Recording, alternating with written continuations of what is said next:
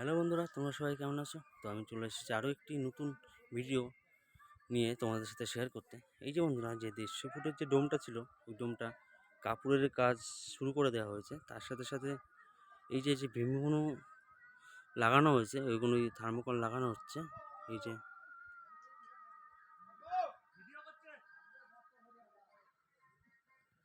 ভীমগুলো thermocol লাগানোর কারণ হচ্ছে, এইগুলো যদি এখন থার্মোকল লাগানো না হয়, পরে কাপড় মারার পরে লাগাতে অসুবিধা হবে। তার জন্য আগেই এই ভীমের থার্মোকলগুলো লাগিয়ে নেওয়া হচ্ছে।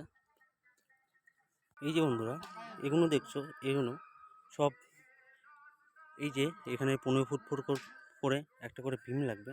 সেই ভীমগুলো নিচে রেডি করা হচ্ছে, রেডি করে একবারে উপরে তোলা হবে।